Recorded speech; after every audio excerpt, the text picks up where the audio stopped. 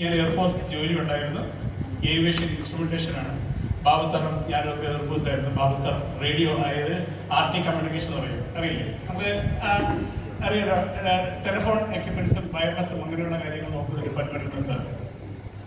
എൻ്റെ ഡിപ്പാർട്ട്മെന്റ് പറഞ്ഞാൽ ഒരു ഫ്ലൈറ്റിന്റെ ഇൻസ്ട്രുമെന്റ്സും നിങ്ങൾക്ക് അറിയാവുന്നതാണ് ബ്ലാക്ക് ബോക്സ്, അല്ലേ? കേട്ടിട്ടുണ്ടാവില്ലേ? എന്തിനാണ് ബ്ലാക്ക് ബോക്സ്? കൂടുതൽ അതിലേക്ക് കടക്കുന്നില്ല. ഞാൻ ആ ഡിപ്പാർട്ട്മെന്റ് ആയിരുന്നു. ഗോപകുമാർ സാർ ഞാനും ഏകദേശം ഒരേ ജോലിയിൽ നിന്ന ആൾക്കാരാണ്. ഞങ്ങളെല്ലാം ഒരേ ഡിപ്പാർട്ട്മെന്റ്. ഇന്ന് ഒരു പക്ഷേ ഇപ്പൊ ഈ വർഷത്തോടുകൂടി സർവീസ്, അതായത് എനിക്ക് വേണ്ടി വന്നാൽ ഇത്രയും നാൾ എക്സ്റ്റെൻഡ് ചെയ്യാമായിരുന്നു. 1-2 വർഷം കൂടി വേണമെങ്കിൽ ഹോണററി റാങ്കിൽ നമുക്ക് അവിടെ ഇരിക്കാൻ സാധിക്കും. പക്ഷേ വ്യത്യസ്തമായി സർവീസിൽ നിന്ന് പുറത്തു പോയിരുന്നു. ഞാൻ പുറത്തേക്ക് വരുന്ന RCM ചെയ്യാൻ വേണ്ടി ആയിരുന്നില്ല. കുറച്ചുകൂടെ ബെറ്റർ കരിയർ, അല്ലെ, കുറച്ചുകൂടെ വരുമാനം ആഗ്രഹിച്ച് ഞാൻ പോയത് ഗൾഫിലേക്കായിരുന്നു. ഇന്ന് ഞാൻ ഗൾഫിലായിരുന്നുവെങ്കിൽ ഒരുപക്ഷെ 1.5-2 ലക്ഷം രൂപ വരുമാനം എനിക്ക് ഗൾഫ് വഴി കിട്ടുമായിരുന്നു. ഞാൻ പ്രഷർ, ഷുഗർ, കൊളസ്ട്രോളിന്റെ ഒരു പേഷ്യന്റ് ആകുമായിരുന്നു. സംശയം ഉണ്ടാക്കരുത്. എന്റെ കൂടെയും, അല്ലെ, എയർഫോഴ്സിലും ആർമിയിലും ഒക്കെ ജീവിച്ച കുറെ ആൾക്കാരെ എനിക്ക് പരിചയമുണ്ട്. അവരെല്ലാം ഈ പറഞ്ഞ രീതിയിൽ പ്രഷർ, ഷുഗർ, കൊളസ്ട്രോളിന് വേണ്ടി സ്ഥിരമായിട്ട് സന്ദർശകരാണ്. ഒരു ഭാഗ്യം കിട്ടിയത് നമുക്ക് അറിയാം, നമുക്ക് കുറെ കാര്യങ്ങൾ പഠിച്ചതിൽ നമുക്ക് അറിവുണ്ട്. പക്ഷെ നമുക്ക് ഇന്ന് ഇല്ലാത്തത് തിരിച്ചറിവുകളാണ്. RCM എന്ന ഈ സിസ്റ്റം എനിക്ക് തന്നത് കുറച്ച് തിരിച്ചറിവുകളാണ്. നമ്മൾ ജസ്റ്റ് ഒന്ന് ചിന്തിച്ചു നോക്കുക. മണ്ണിനെ സംരക്ഷിക്കുക എന്നൊരു ലക്ഷ്യം നമുക്ക് എല്ലാവർക്കും, ഈ ഹോളിരിക്കുന്ന പരമാവധി ആൾക്കാർക്ക് അറിയാവുന്ന കാര്യമാണ്. ഇന്നത്തെ അവസ്ഥയിൽ മണ്ണ് മോശമാണ്. അത് തന്നെയാണ് നമ്മുടെ ആരോഗ്യ പ്രശ്നങ്ങൾക്ക് തുടക്കം. RCM എന്ന ഈ സിസ്റ്റത്തിന്റെ ഏറ്റവും വലിയൊരു മേന്മ എന്ന് പറയുന്നത് നമ്മൾ പോലും ആലോചിക്കാത്ത മണ്ണിനെ കൂടി സംരക്ഷിക്കണം എന്നൊരു കടമ ഇതിനുണ്ട്. ഈ കാര്യങ്ങളെല്ലാം കേട്ട് കഴിഞ്ഞ് ഒരു ഡോക്ടർ എന്നോട് ചോദിച്ചൊരു ചോദ്യമുണ്ട്. RCM പറയുമ്പോൾ മനുഷ്യരുടെ മൊത്തം കരുതൽ RCM എടുക്കുന്നുണ്ട്. മണ്ണിനെ കുറിച്ച് പോലുള്ള കരുതൽ RCM എടുക്കുന്നുണ്ട്. നമ്മളെ കൂടെ ജീവിക്കുന്ന മറ്റ് മൃഗങ്ങൾ, ലൈക്ക് നമ്മുടെ വീട്ടിലുള്ള പെറ്റ്സ്, അല്ലേ, ശരിയല്ലേ, പശു, ആട്, ഇങ്ങനെയുള്ള ഈ മൃഗങ്ങളുടെ അവസ്ഥ എന്താണ്? അതിനുവേണ്ടി എന്തുകൊണ്ടാണ് RCM ചിന്തിക്കാത്തത്? തീർച്ചയായിട്ടും ഇത് കമ്പനിയിൽ അറിയിച്ചിട്ടുണ്ട്. അതിനുള്ള കരുതലും അധികം താമസിക്കാൻ ആരുടെയും പൈപ്പ് ലൈനാണ് നമുക്ക് കിട്ടുമെന്നൊരു വലിയ സന്തോഷം നമുക്കുണ്ട്. ശരിക്കും പറയണമെങ്കിൽ നമ്മുടെ ഈ സിസ്റ്റത്തിൽ നമ്മൾ ആഗ്രഹിക്കുന്ന പോലെ ഒരു നല്ല ഇന്ത്യയെ വാർത്തെടുക്കാനുള്ള ഒരു സംവിധാനമാണ് ഇവിടെ ഉള്ളത്. ഏറ്റവും വലിയ സന്തോഷം, ഇപ്പൊ നമ്മൾ ഗാമ കണ്ടു, ഗാമയെ കുറിച്ചുള്ളൊരു സെക്ഷൻ കണ്ടു. ഇനി ഇപ്പൊ കീസോൾ, അല്ലെ, കീസോൾ കേൾക്കുമ്പോൾ ഒന്നുമില്ല, അതിനെക്കുറിച്ച് ഡീപ്ലി നമ്മൾ മനസ്സിലാക്കാൻ ശ്രമിക്കുമ്പോഴാണ് അതിന്റെ ആവശ്യകത, ഇന്നത്തെ അവസ്ഥയിൽ അതിന്റെ ആവശ്യകത എന്താണെന്ന് നമ്മൾ ചിന്തിച്ചു പോകുന്നത്. പല കാര്യങ്ങളും ചെറിയ ചെറിയ കറക്ഷൻസ്, അല്ലെ, ചെറിയ അജ്ഞതയാണ് നമുക്ക് കൂടുതൽ കോംപ്ലിക്കേഷൻ തരുന്നത്. അപ്പൊ ഈ എന്താ പറയാ, ഇതിനു വേണ്ട അടിസ്ഥാനപരമായി വേണ്ട കാര്യങ്ങളെല്ലാം നമ്മളെ പഠിപ്പിക്കുന്നു ഈ സിസ്റ്റം എന്നുള്ളതാണ് ഈ സിസ്റ്റത്തിന്റെ ഏറ്റവും വലിയൊരു മേന്മ.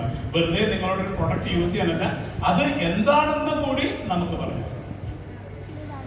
ന്യൂട്രിചാർജ്, അതായത് ഗാമ വിത്ത് ന്യൂട്രിചാർജ് സെഗ്മെന്റ് കൂടി നമുക്കുണ്ടെങ്കിൽ എത്ര പ്രശ്നമുള്ള ആൾക്കാരെ, ഈവൻ എത്രയോ ഡേഞ്ചറസ് സിറ്റുവേഷനിൽ ഇനി അധികം ലൈഫ് ഇല്ല എന്ന് വിധിയെഴുതിയ എത്രയോ ക്യാൻസർ രോഗികളുടെ രോഗം മാറ്റിക്കൊടുക്കാൻ നമുക്ക് സാധിച്ചു എന്നുള്ളത് തീർച്ചയായിട്ടും ബി പ്രൗഡ് ഇൻ RCM, ഒരു സംശയമില്ല. അതാണ് നമ്മുടെ മുന്നോട്ട് എത്രയും വേഗം ആൾക്കാരിൽ എത്തിക്കണമല്ലോ എന്നൊരു ആഗ്രഹം നമ്മൾ ജനിപ്പിക്കുന്നത്.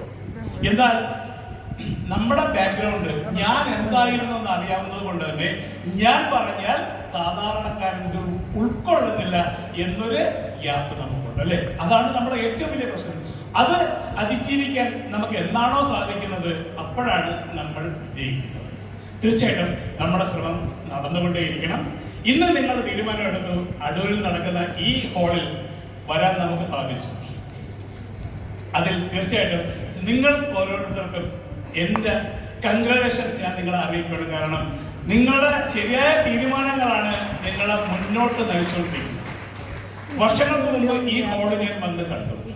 ഞാനും ഞങ്ങളുടെ വിജയസറും ഐശ്വര്യ മേഡം, എന്റെ കാറിൽ വന്ന ഒരു അസ്മത് മേഡം ഒക്കെ അന്നുണ്ടായിരുന്നു. ഈ ഹോള് കണ്ടിട്ട് അന്ന് ആഗ്രഹിച്ചതാണ്, എന്താ പറയാ, ഈ ഹോളിനകത്തൊരു പ്രോഗ്രാം നടത്തണമെന്ന് അന്ന് നമ്മൾ ആഗ്രഹിച്ചു പോലെ ഞങ്ങള് ഈ മേലേടത്തെ ഹോൾ എടുത്തു, ചെറിയ ഹോളിലായിരുന്നു പ്രോഗ്രാം നടന്നതെന്ന് മാത്രമേ ഉള്ളൂ. പക്ഷേ ഈ ഹോളാണ് എനിക്ക് നല്ല ഓർമ്മയുണ്ട്. ഐശ്വര്യമാണ് ഇവിടെ കയറി നിന്ന് ഫോട്ടോ ഒക്കെ എടുക്കുന്നുണ്ട്, ലൈറ്റൊക്കെ ഇടിച്ചു, സൂപ്പർ ആണെന്നെല്ലാം തിരിച്ചു പോകുമ്പോൾ സംസാരിക്കുന്നുണ്ട്. പക്ഷെ അന്ന് നമുക്ക് സാധിക്കാതെ പോയത്, ഞാൻ പറഞ്ഞത്, നമ്മുടെ ആഗ്രഹങ്ങളെല്ലാം ഇന്നല്ലെങ്കിൽ നാളെ സാധിച്ചിരിക്കും എന്ന കാര്യത്തിൽ തർക്കമില്ല. അതിനോടൊപ്പം നമ്മൾ വിളിച്ചാൽ മതി. നിങ്ങൾ ഏത് ലെവലിലേക്കാണോ ഉയരാൻ ആഗ്രഹിക്കുന്നത് ആ ലെവലിൽ നിങ്ങളടുത്ത് എത്തിച്ചേരും. നിങ്ങൾ എന്ത് വേണം? ആർസിഎം എന്ന ഈ സിസ്റ്റത്തെ മുറുകെ പിടിക്കാൻ മാത്രം ശ്രമിച്ചാൽ മതി. കൂടുതൽ മനസ്സിലാക്കാൻ ശ്രമിച്ചാൽ മാത്രം മതി. ഇനി കൂടുതലൊന്നും എന്ന് പറയുന്നില്ല. പുതിയ ആൾക്കാരോട് എനിക്കൊരു മെസ്സേജ് പറയാനുള്ളത്, തീർച്ചയായിട്ടും ഈ ഉൽപ്പന്നങ്ങൾ നിങ്ങൾ ഇതുവരെ ഉപയോഗിച്ചിട്ടില്ലെങ്കിൽ നിങ്ങളൊരു നിരീക്ഷണ ബുദ്ധിയോടുകൂടി ഉൽപ്പന്നങ്ങൾ ഉപയോഗിക്കണം.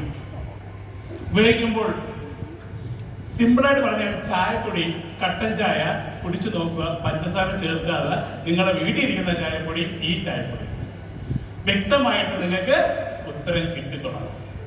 മനസ്സിലായേ? നമ്മൾ ഒരു ട്രാപ്പിൽ അകപ്പെട്ടിരിക്കുകയാണ്. കാരണം ഇന്ന് കച്ചവടത്തിന് സത്യസന്ധത ഇല്ല.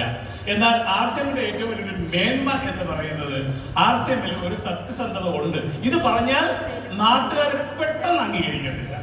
അവരെ ബോധ്യപ്പെടുത്തുക എന്നൊരു കടമ കൂടി നിങ്ങൾക്കുണ്ട്. അപ്പൊ തീർച്ചയായിട്ടും പ്രൊഡക്റ്റ് യൂസ് ചെയ്യുക. 100% ഒരു നിരീക്ഷണ ബുദ്ധിയോട് ഉപയോഗിച്ച് നല്ലതെന്ന് തോന്നിയാൽ ഉറച്ചു നിൽക്കുക, വലിയൊരു വിജയം മാറുക. നമുക്ക് ഒത്തിരി പേരെ രക്ഷപ്പെടുത്താൻ ഈ സിസ്റ്റം നമ്മളെ സഹായിക്കും എന്ന് മാത്രം പറഞ്ഞുകൊണ്ട് നിർത്തുകയാണ്. Thank you. ജയ് ആർസിഎം.